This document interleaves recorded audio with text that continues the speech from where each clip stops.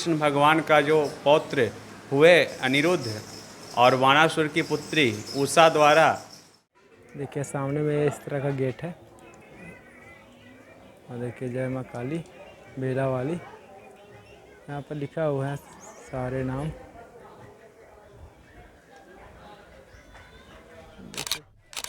तो चलते हैं अंदर, अब करते हैं माता के दर्शन। देखिए सामने मैं दिखा रहा हूँ कुछ इस तरह का। दोस्तों ओम नमः शिवाय, हर हर महादेव। तो आज मैं लेके चल रहा हूँ आपको बेला काली मंदिर, जो गया से आपका पड़ती है 15 किलोमीटर। बाय ट्रेन भी आ सकते हैं आप लोग और रोड से भी आ सकते हैं।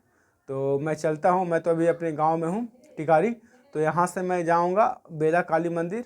तो उसका इतिहास में बहुत प्राचीन मंदिर है, क्योंकि ये बोला जाता है कि भगवान श्री कृष्ण जब द्वापर युग था उस समय का यह मंदिर है। वहाँ पर जो बाणासुर थे उनकी जो पुत्री थी उनके द्वारा वो मंदिर स्थापित की गई है। और वहाँ पर जो एक शंकर भगवान का जो शिवलिंग है ना, वो करीबन 4 पंचमुख शिवलिंग है। तो वहाँ पर भी मैं दिखाऊंगा आपको।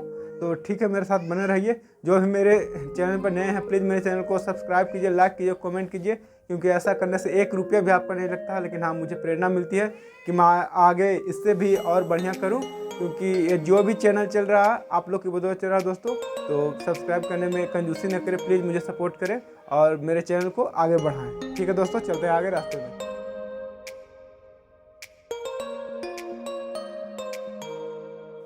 तो दोस्तों हम लोग अब चिरैली पहुंच चुके हैं और पार कर रहे हैं चिरैली को। और इसके बाद हम लोग पहुंचेंगे टिकारी बाज़ार में। तो टिकारी का इतिहास के बारे में भी आप सभी को जानकारी देना बहुत ही ज़रूरी है। तो कहा जाता है कि जब गोपाल शरण जी यहाँ के राजा थे, क्योंकि टिकारी क्षेत्र के सुप्रसिद्ध राजा गोपाल शरण जी थे, क्योंकि अंग्रेज़ों का समय था उस समय उनकी ख्याति पूरे गया क्षेत्र में थी। पूरे गया क्षेत्र में दबदबे राजा थे। तो उनके बारे में आप लोग बहुत सी कहानियाँ सुने भी होंगे। तो बताता चला हूँ कि जब रेलवे आई बिहार में, तो रेलवे टिकारी से होकर जाने वाली थी, लेकिन शायद राजा साहब को नींद टूट न जाए, इसके चलते उन्होंने ब्रिटिश सरकार से कहा कि नहीं, रेलवे आप बाहर से ही निकालिए। तो आज रेलवे का जो रूट देख रहे हैं ना, टिकारी हो के जाती, लेकिन आज टिकारी को छोड़कर और बाहर से ही वो रेलवे गुजर रही है। दोस्तों मेरे चैनल को प्लीज़ सब्सक्राइब कीजिए, क्योंकि 1 साल के भीतर मुझे 1000 सब्सक्राइबर चाहिए मेरे चैनल को मोनेटाइज करने के लिए। और ये बिना आपके सपोर्ट के संभव ही नहीं है कि मेरा चैनल मोनेटाइज हो जाए। आप समझ सकते हैं कि मुझे घूमने में फिरने में बहुत सारे पैसे की ज़रूरत पड़ती है, और किसी तरह मैं उसकी प्रबंध करता हूं, क्योंकि आप सभी जानते हैं कि मैं कौन सा पेशा करता हूं, कि मैं क्या कार्य करता हूं। तो प्लीज़ आप सब्सक्राइब कीजिए और दोस्तों में भी शेयर कीजिए, ताकि वो मेरे चैनल को सब्सक्राइब करें और कुछ आगे मैं इसमें कुछ कर सकूं दोस्तों। इसके लिए मैं आपका बहुत बहुत तहे दिल से आभारी बना रहूँगा।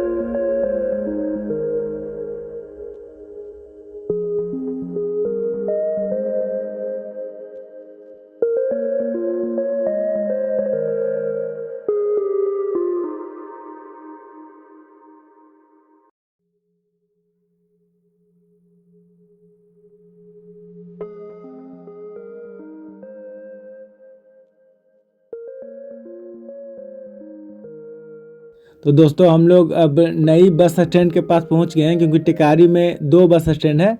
तो नई बस स्टैंड में थोड़ा कंस्ट्रक्शन का काम भी चल रहा है, तो बस यहाँ पे लगी हुई थी। तो देखिए ये नई बस स्टैंड है, यहाँ से आपको बस मिल जाएगी गया के लिए, और पटना के लिए भी बस चलती है डायरेक्ट यहाँ से। फिर आप केसपा, अलीपुर, बोहिया इस तरफ के लिए भी आप यहाँ से बस पा सकते हैं। फिर पंचानपुर की तरफ भी बस जाती है, फिर गुरारू की तरफ भी यहाँ से भी बस मिलती है। तो देखिए ये PBM हाई स्कूल है, प्रकाश विद्या मंदिर। और देखिए आगे में जो पुराना बस स्टैंड है जस्ट मस्जिद के बगल में ही, और बगल में ये थाना है, टिकारी का थाना है। तो टिकारी में एक बार थाना लूटा भी जा चुका है नक्सलियों के द्वारा। जब लालू जी की सरकार थी उस समय नक्सलियों का बहुत बोलबाला रहता था, हमेशा सुनने को मिलता था कि यहाँ पर मार काट होते थे। तो उस समय इस थाने को भी लूटा गया था दोस्तों, बस यहीं पर था। और फिर देखिए मेन बाज़ार है कुछ, और हम लोग मेन बाज़ार से होते हुए फिर बेलहड़िया एक चौक पड़ता है, वहाँ से फिर निकल के हम लोग फिर आगे की ओर जाएंगे। तो देखिए अभी हम लोग रास्ते में तो चलते हैं आगे की ओर।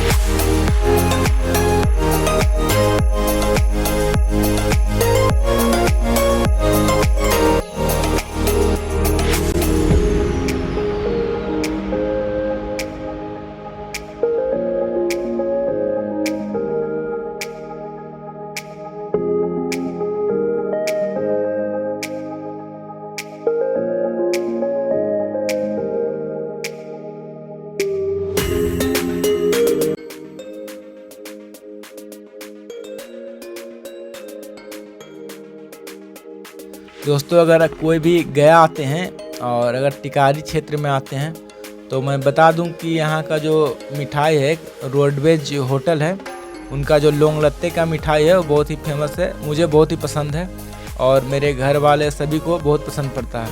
उन्होंने अपना बिजनेस एक छोटे से ठेले से शुरू किया था, आज उनकी अपनी एक दुकान है। तो मैं जब भी आता हूँ यहाँ पर तो उनकी दुकान पर जाता हूँ और लौंग लत्ते खाता हूँ। तो आप भी अगर आते हैं और एक बार ज़रूर टेस्ट कीजिएगा जब भी अगर टिकारी आप आते हैं तो, और उनका लौंग लत्ता खाकर देखिएगा, बहुत ही टेस्टी है। और ऐसे तो लौंग लत्ते पूरे टिकारी में ही मिलते हैं, लेकिन मुझे उनका पसंद पड़ता है। ऐसे बहुत सारे हैं दुकानदार, उनका भी लौंग लत्ता अच्छा ही है, लेकिन अपना अपना खाने का टेस्ट है, तो मुझे उनका लौंग लत्ता पसंद पड़ता है। ऐसे आप पूरी टिकारी में कहीं भी लौंग लत्ता खा के चेक कर सकते हैं और देखिए हाँ कि इनका लौंग लत्ता बढ़िया है। कमेंट करके ज़रूर मुझे बताइएगा कि इस होटल का लौंग लत्ता यहाँ पर बढ़िया है। ठीक है दोस्तों, अब हम लोग पहुँच गए हैं बेलहड़िया चौक के पास और फिर बाएं मुड़ रहे हैं और चलते हैं आगे। और यहाँ से करीबन हम लोग को जाना पड़ेगा आधा घंटा, रखिए आधा घंटा तो लग ही जाएगा हम लोग को जाने के लिए बेला मंदिर में। तो इस बीच जो पड़ेगी हम लोग को पंचदेवता का मंदिर पड़ेगा, जो नदी पार करके जाएंगे, फिर उसके बाद बेलहाड़ी पड़ेगा बाज़ार एक छोटा सा, उसके बाद हम लोग फिर निकलेंगे, फिर बेला मार्केट क्रॉस करते हुए फिर हम लोग बेला मंदिर पहुंचेंगे, काली माँ का मंदिर। तो ठीक है, मेरे साथ बने रहिए दोस्तों, चलते हैं आगे। दोस्तों जो ये सामने बिल्डिंग दिख रहे हैं ना, ये एक हॉस्पिटल है। पहले बहुत ही छोटा सा हॉस्पिटल था, यहीं पर मेरे बच्चे का जन्म लिया था, वो भी ऑपरेशन से। तो मात्र 8,000 रुपये में ही मेरी वाइफ का ऑपरेशन हुआ था और मेरे बच्चे का जन्म हुआ था। तो जो गरीब है उनके लिए तो समझिए कि वो हॉस्पिटल बहुत ही बढ़िया है, और मेरे को लिए तो करना नहीं है, वो एक से एक बड़े बड़े हॉस्पिटल में जा सकते हैं, लेकिन जो गरीब हैं वो इस हॉस्पिटल में आके अपना इलाज करवा सकते हैं। तो चलते हैं आगे दोस्तों, और जस्ट बगल में ही मेरा ससुराल भी पड़ता है। तो चलते हैं हम लोग आगे और रास्ते में और दिखाते चलते हैं। हम लोग मंदिर आने वाले हैं पंचदेवता का।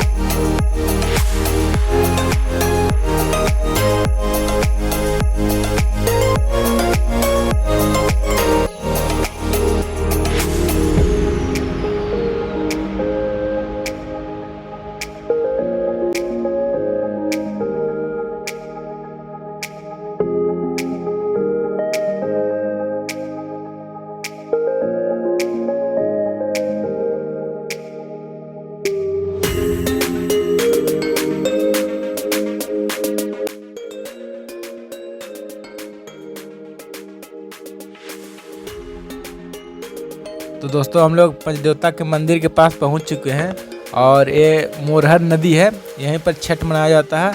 और जो मंदिर देख रहे हैं ना, ये अंग्रेज़ों के ज़माने के समय का मंदिर है। गोपाल शरण जी इस मंदिर के निर्माता थे। और देखिए यहाँ बहुत बड़ा एक कुआं था, यहाँ से पानी की व्यवस्था होती थी इस मंदिर में पूजा पाठ करने के लिए। लेकिन अब ये मंदिर समझिए कि मंदिर तो है ही, लेकिन जो कुआं जो है ढह चुका है। और ये नदी क्रॉस करके, मोरहर नदी क्रॉस करके आगे हम लोग चलेंगे बेलहाड़ी के रास्ते हुए फिर बेलागंज पहुँचेंगे और फिर माता काली के दर्शन करेंगे। तो प्लीज़ मेरे साथ बने रहिए और कमेंट में लिखिए कि जो ये यात्रा मैं करा रहा हूँ आपको कैसा लग रहा है और मेरा वीडियो कैसा लगता है, प्लीज़ कमेंट करके मुझे बताइए दोस्तों।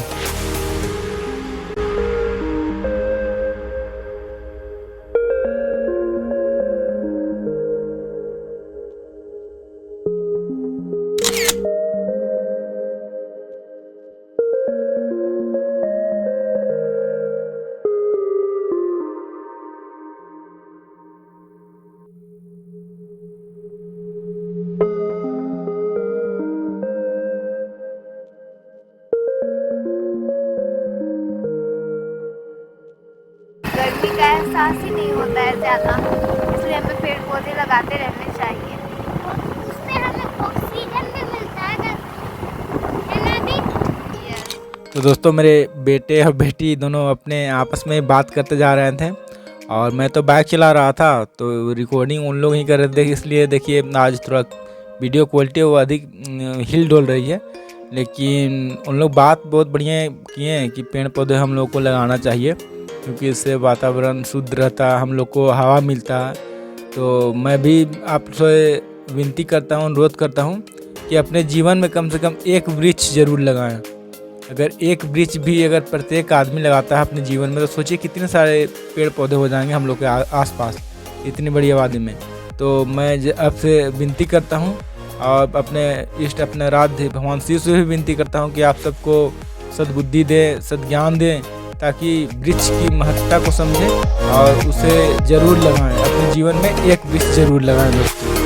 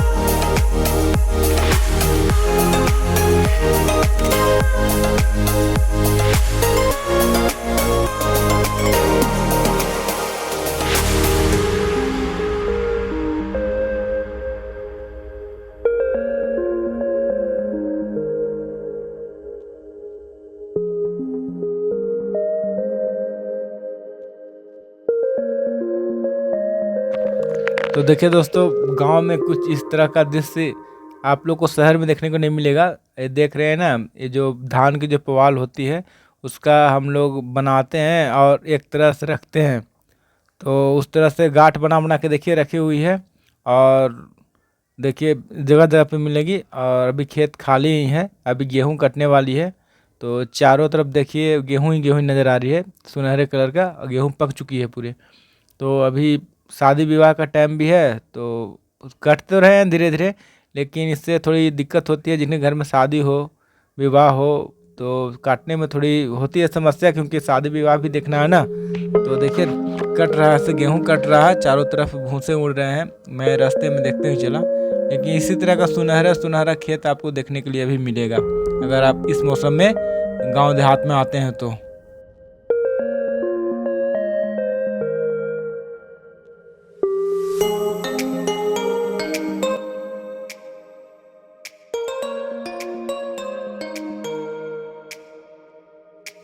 इस बार दोस्तों गांव में, बिहार में इस समय बारिश बहुत हुई, रबी मौसम के समय में, तो उस समय देखने में आया कि चने हो या फिर मसूर का दाल हो, जितने भी रबी फसल है गेहूं छोड़कर, उन सबको काफ़ी नुकसान हुआ है। क्योंकि मैं भी जब अपने खेतों में मसूर दाल देखा तो बहुत ही उनके दाने छोटे छोटे थे।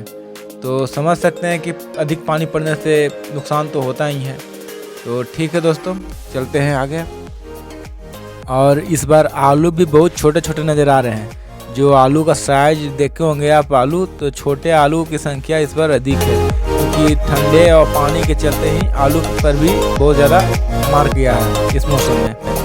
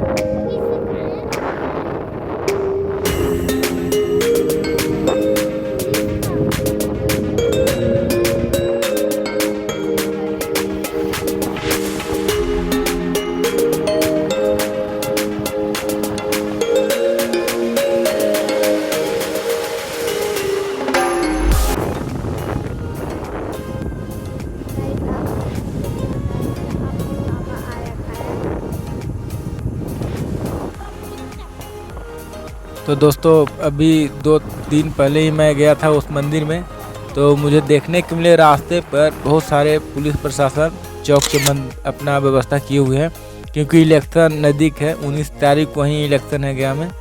तो समझ सकते हैं कि इलेक्शन के चलते चारों तरफ पूरा चेकिंग लगी हुई है।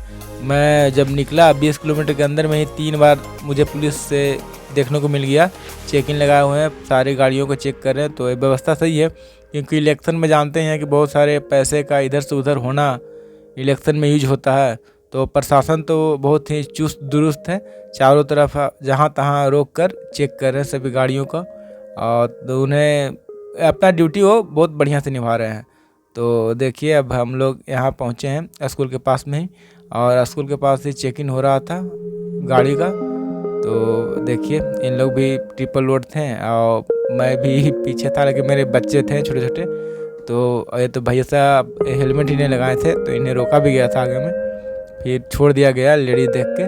तो अब मैं भी कहूँगा कि जब भी आप ट्रेवलिंग करें बाइक से तो हेलमेट ज़रूर लेके चलें, क्योंकि हेलमेट से आपको पुलिस से सुरक्षा नहीं मिलेगी, आपको स्वयं से सुरक्षा मिलेगी।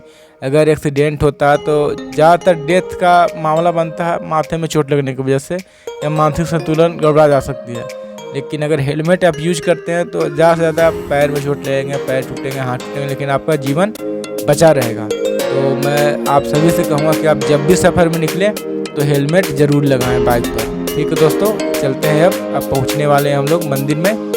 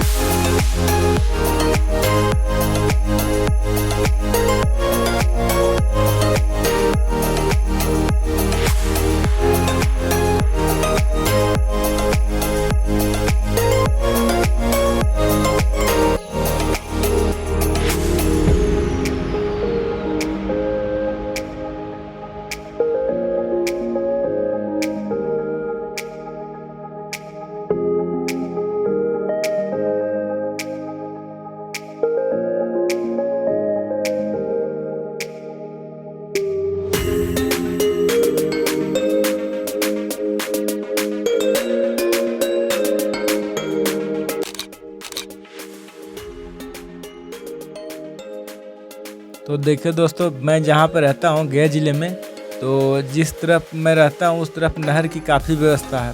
और देखिए इसी तरह का छोटा सा नहर है, और इसमें नीले नीले कलर के फूल आए हुए थे, जो देखने में बहुत ही सुंदर लग रहे थे। तो अभी नहर में पानी तो है लेकिन अभी इसका यूज नहीं है, क्योंकि गेहूं की फसल पूरी तरह से तैयार हो चुकी है, अब वो कट रही है। तो जो किसान अगर मूंग रोपना चाहते होंगे उनके लिए यह पानी की व्यवस्था बहुत ही उचित है। और यहाँ पर अब बिजली आ जाने से यहाँ पर सिंचाई के और भी साधन हो गए हैं किसानों के लिए। तो सरकार अपना काम कर रही है ताकि किसानों को लाभ इसका मिले और वो अपना खेती बाड़ी के काम अच्छे से करें। तो देखिए दोस्तों, अब हम लोग बेल्हाड़ी जो बाज़ार हैं, बाज़ार कुछ देर में ही पहुंचने वाले हैं। तो देखिए ये बेल्हाड़ी का छोटा सा बाज़ार है। यहाँ पर किसानों को और ग्रामीण वासियों को ज़रूरत को सारी सामानें मुहैया हो जाती है, क्योंकि एक छोटे से गांव में ज़रूरत के सामान समझ सकते हैं क्या हो सकते हैं। बड़े बड़े टाउन की तरह तो यहाँ मॉल तो नहीं मिलेगा देखने के लिए, लेकिन हाँ जो भी है यहाँ पर सब खुशी से अपने सामान की खरीदारी करते हैं, क्योंकि सारे सामान जो होती है ज़रूरत के वो यहाँ पर मिल जाते हैं। और अधिक खरीदारी करने के लिए सभी को गया जाते हैं, क्योंकि विशेष मेन मार्केट तो हम लोग का गया ही पड़ता है। तो ठीक है दोस्तों, अब कुछ देर में हम लोग मंदिर पहुँचने वाले हैं, तो चलते हैं अब रास्ते में।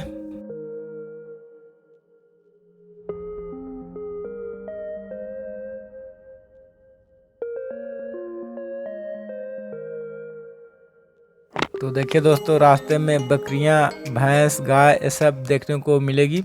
और एक घटना मैं बताना चाहूँगा कि जब मैं छोटा था तो एक बार मैं भैंस पर बैठा था। तो भैंस पर बैठा, लेकिन मुझे बहुत डर लग रहा था क्योंकि भैंस तो चिकना होती है। तो मैं बहुत जल्दी ही उतर गया, लेकिन बहुत सारे जो दोस्त यार थे मेरे, वो आराम से भैंस पे बैठते थे, भैंस को नहलाते थे, धुआते थे और भैंस पे बैठ के ही अपने घर आते थे।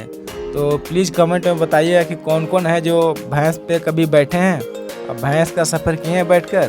तो इस तरह का होता है यहाँ पर, अभी भी देखने को मिलता है कि जो छोटे छोटे बच्चे होते हैं ना, वो भैंस पर बैठते हैं और बैठ के ही जाते हैं उसको चराने के लिए खेतों पर, और जब लौटते समय भी बैठकर ही आते हैं। इस तरह का आपको दृश्य गांव में देखने को मिल जाएगा। तो ठीक है दोस्तों, अब चलते हैं आगे।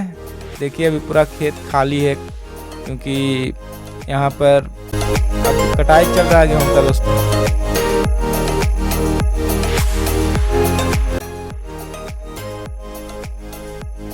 तो दोस्तों आगे में एक शिव मंदिर है। तो एक शिव मंदिर की भी एक कहानी है कि मेरे साले साहब जी बताए थे कि जब मेरे ससुर जी को जब नौकरी नहीं था, तो वो नौकरी के लिए अपने घर से, जो टिकारी में पड़ता है उनका, वहाँ से यहाँ आते थे जल ढारने के लिए सावन में प्रत्येक दिन। और सोचिए उनकी भक्ति क्या थी। उनके भक्ति में इतना विश्वास था कि उन्हें भगवान शिव ने उन्हें एक नौकरी भी प्रदान की और वो अपने जीवन में बढ़िया खुशहाली से रहें। तो मैं तो उनसे भी निवेदन करूंगा कि जिस भगवान शिव ने आपकी नौकरी दिलाई, तो आप उस भगवान शिव से थोड़ा हृदय से, अपने भीतर से जुड़ के देखिए, सारी समस्याओं का वो समाधान कर देंगे। क्योंकि भोले दानी तो हैं ही भोले, वो तो सभी को देते ही रहते हैं, किन्हीं से कुछ लेते नहीं लेकिन देते रहते हैं। जो भी कुछ हुआ सब मंगल ही मंगल होगा। ठीक है दोस्तों, चलते हैं फिर।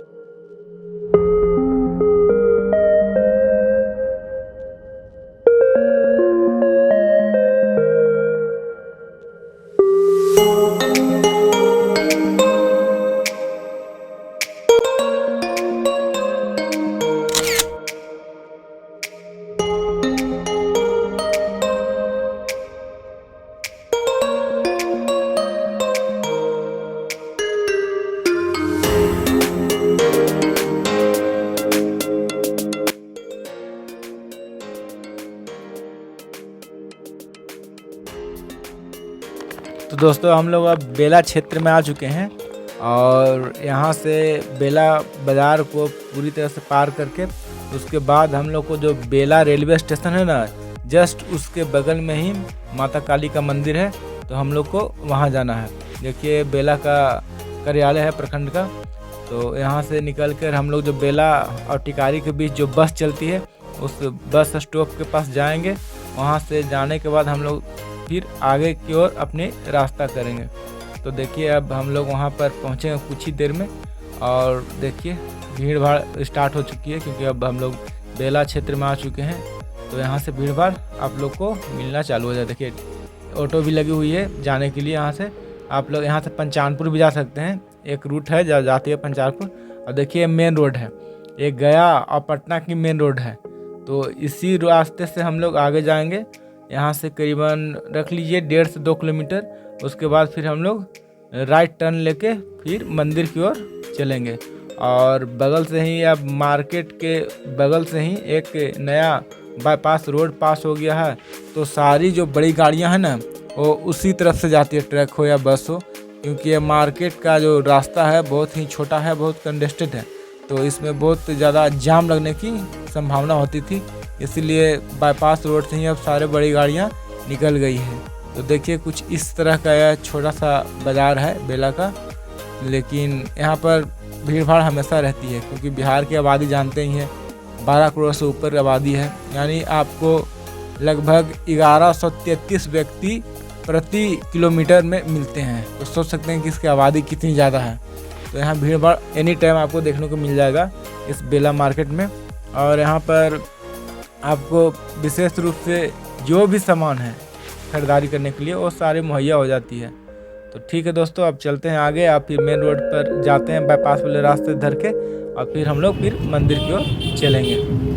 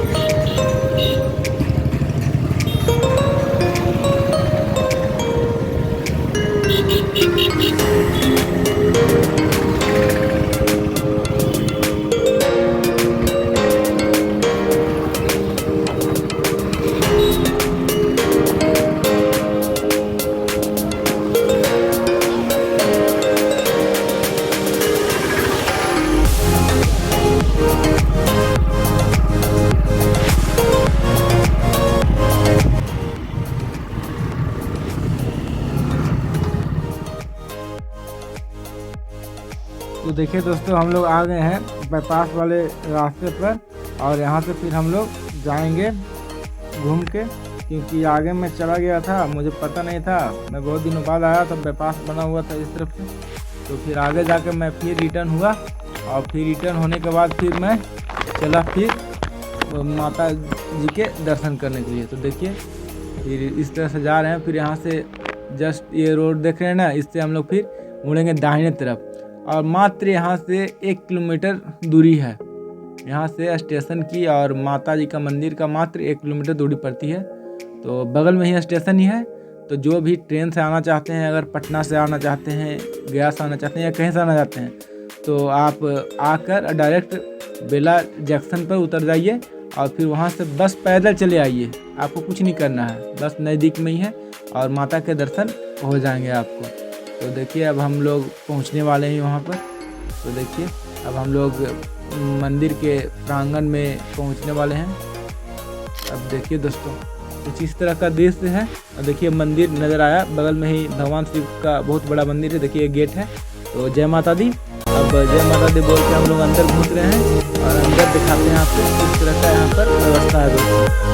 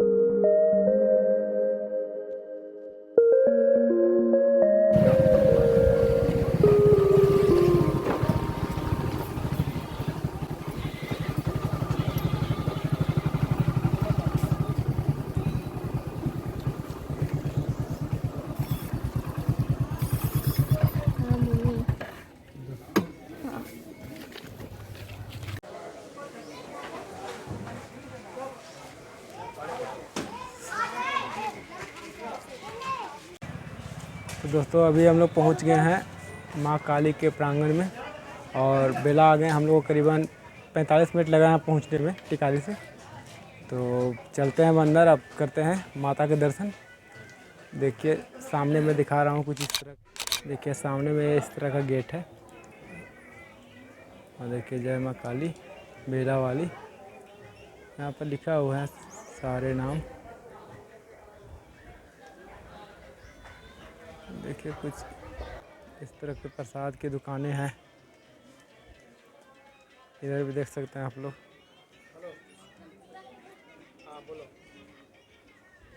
चलते हैं दोस्तों, दिखाते हैं अंदर।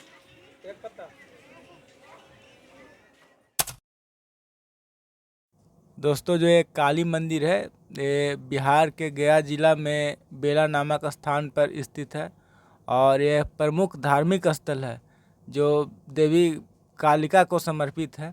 यह भारतीय संस्कृति और धार्मिक विरासत का एक महत्वपूर्ण हिस्सा भी इस मंदिर को मान सकते हैं।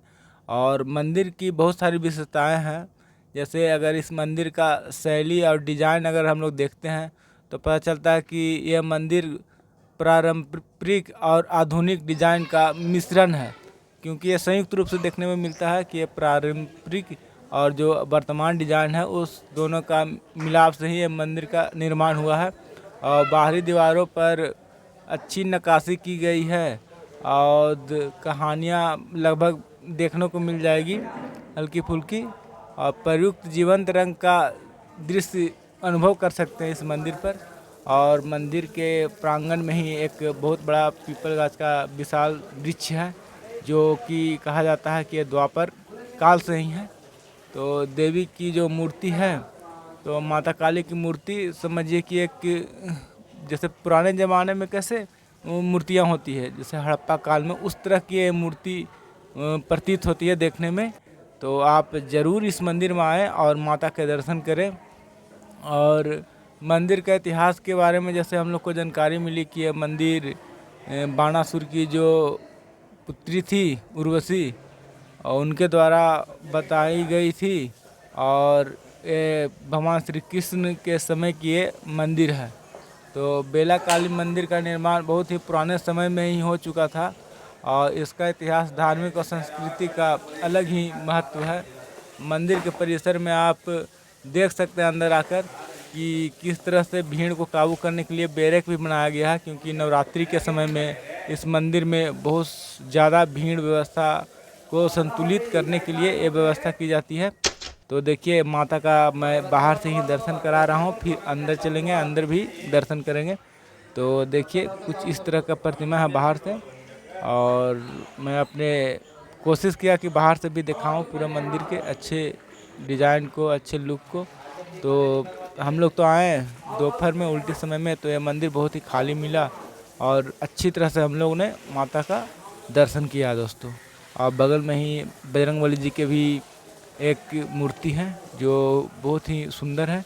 यहाँ भी श्रद्धालुगण आके पूजा पाठ कर रहे थे, तो इस मंदिर का भी हम लोग दर्शन किए। और इसके जस्ट बगल में ही जो पंच महादेव हैं, उनके शिवलिंग 5 शिवलिंग का मंदिर भी बगल में ही है, तो उनका भी दर्शन करते हैं।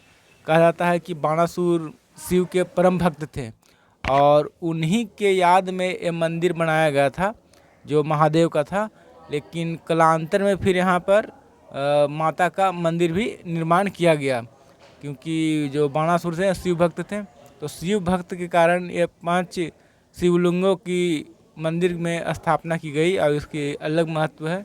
तो ये प्राचीन मंदिर है, तो आप लोग ज़रूर यहाँ पर आएँ दोस्तों। देखिए कुछ इस तरह का मंदिर है, 5 शिवलिंग हैं, कुछ छोटे हैं कुछ बड़े हैं, इस तरह का शिवलिंग है, मैंने नज़दीक से देखा।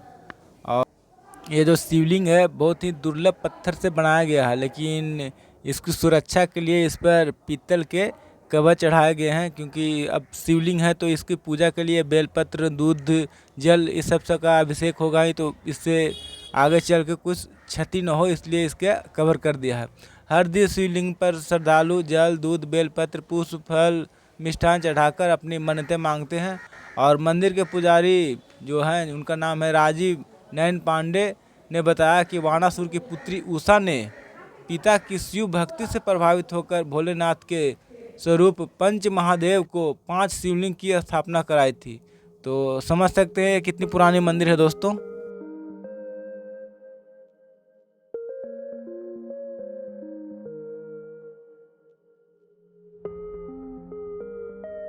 दोस्तों ये है माता काली का मंदिर, जहाँ पर भगवान श्री कृष्ण के परपुतो आकर यहाँ पर पूजा करते थे। बाणासुर का बगल में ही बराबर स्टेशन है, जहाँ पर जयति गौतम बुद्ध के जो आजीविका संप्रदाय है ना, अशोक के समय से वहाँ पर बनाया गया था। और एक काली मंदिर और जो बराबर स्टेशन है या वनावर स्टेशन है वो उन्हीं के नाम पर पड़ा हुआ है, क्योंकि वहीं से जो बनावर जो पहाड़ था वहाँ से ही पूजा करने के लिए यहाँ पर आया करते थी। और जो मंदिर मैंने दिखाया आपको शिव जी का, तो बाणासुर भगवान शिव के बहुत बड़े भक्त थे और उन्हीं की स्मृति में जो 5 शिवलिंग का जो देख रहे हैं वो मंदिर बनाई गई थी। तो शिवलिंग तो अभी है, लेकिन मंदिर के जो भग्नावशेष जो प्राचीन थे उससे अब नया रूप दे दिया गया है। और इसी तरह का यह मंदिर है। यहाँ पर शादी बहुत ज़्यादा होती है। जब भी आप लगन में आइएगा तो यहाँ पर हमेशा भीड़ भाड़ रहेगी। तो लगन स्टार्ट होने वाली है, तो आप समझ सकते हैं कि यहाँ पर शादी बहुत ज़्यादा होती है। तो आप देख भी रहे हैं कि कितना सारा बैरिकेड बना हुआ है, क्योंकि जब भीड़ होती है यहाँ पर तो बहुत दिक्कत होती है भीड़ को संभालने में। तो देखिए कुछ इस तरह की व्यवस्था है। देखिए दोस्तों, ये सब श्रद्धालुओं के आने जाने के लिए बनाया गया है, ताकि भीड़ को कवर किया जा सके और व्यवस्थित रूप दिया जा सके।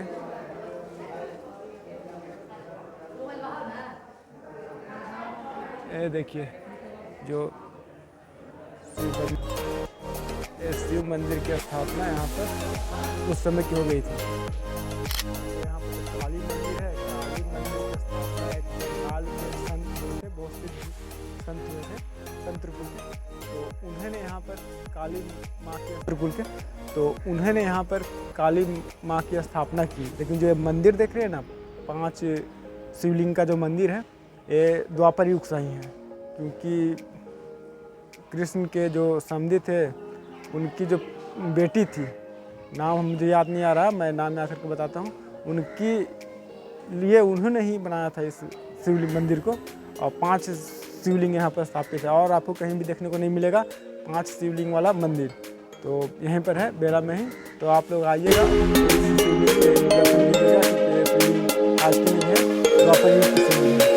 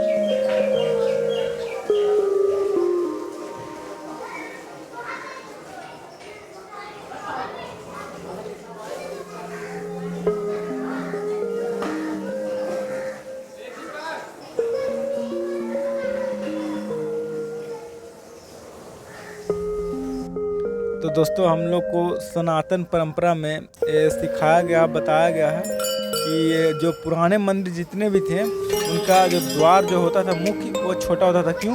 ताकि हम जब मंदिर के अंदर घुसे तो अपना अहंकार को झुकाकर घुसे, क्योंकि मनुष्यों में बहुत सारे अहंकार होते हैं। तो जब अंदर जाएं दर्शन करने के लिए उस भगवान का, तो अपने अहंकार को झुकाएं और अच्छे सच्चे भाव से वो अंदर जाएं, ताकि हमारी उस मनोकामना को, उस मंदिर के जो मुख्य देव या देवी हैं वो उस मनोकामना को हमारी पूरा करें और हमें खुशहाली दें अपने जीवन में। तो देखिए इस तरह का है हम लोग का प्राचीन मंदिर का हम लोग को मैसेज देती है। कि अपना शीश हमेशा झुका के रहना चाहिए, चाहे वो कितने बड़े ही गुणवान हो, धनवान हो, लेकिन हम लोगों को सदैव ही शीश झुकाकर आदर करना चाहिए एक दूसरे का दोस्तों।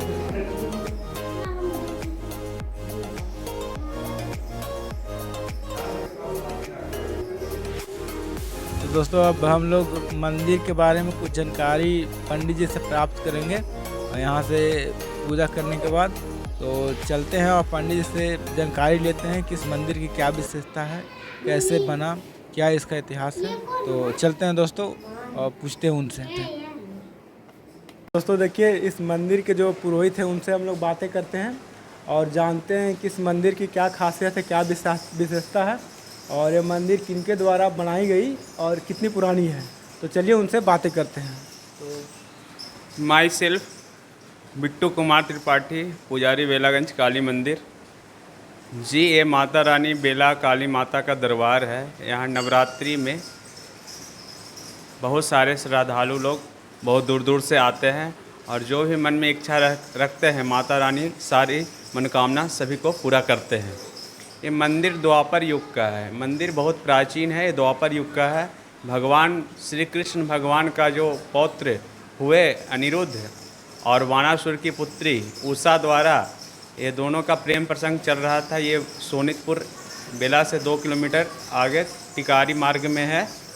दोनों का प्रेम प्रसंग चल रहा था और यहाँ माता रानी को दोनों ने आराधना कर कर मंदिर में माता रानी स्वयं प्रकट हुई है, धरती को मतलब चीर फाड़ कर। उस दिन से माता रानी की सबसे पहले पूजा अर्चना उषा और अनिरुद्ध ने यहाँ पे किया था। और वानासुर एक दोहा लिखा गया है इस मंदिर के अंतर्गत, वानासुर की आत्मजा उषा परम प्रवीण जिनसे स्थापित हुआ यह मंदिर प्राचीन।